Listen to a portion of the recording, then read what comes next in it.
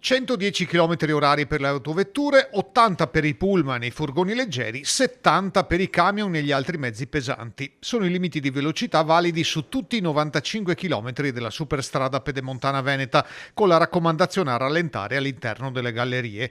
Questo dicono i cartelli dopo ogni svincolo d'ingresso, questo ripetono i pannelli luminosi all'imbocco dei tunnel. La realtà però è ben diversa e lo può testimoniare chiunque percorra per tratti più o meno lunghi l'arteria che unisce Vicentino e Trevigiano, connettendosi con 3 autostrade. Ci mettiamo in marcia a metà mattina in direzione ovest e fissiamo la velocità al limite massimo consentito, ovvero i 110 in corsia di marcia.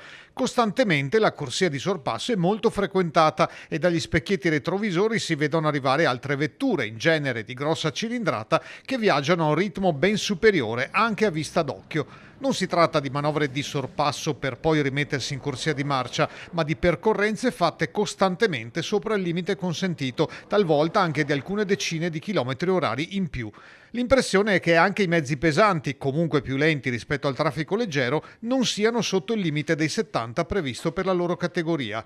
La situazione peggiora ulteriormente quando il traffico è ridotto, ovvero a inizio e fine giornata e nei fine settimana, quando i camion non possono circolare. Non esiste ad oggi alcuna postazione fissa di controllo della velocità né un sistema come il Tutor che verifichi la velocità media. Le pattuglie della polizia stradale effettuano periodicamente degli appostamenti con le apparecchiature mobili, ma non possono controllare di continuo le migliaia di veicoli che ogni giorno percorrono la superstrada.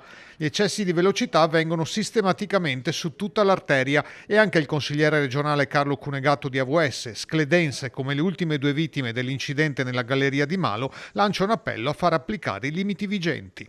Nella pedemontana si corre troppo, bisogna che ci siano più controlli, bisogna che la gente corra meno, perché davvero questa è una guerra e non si può continuare a morire in questo modo.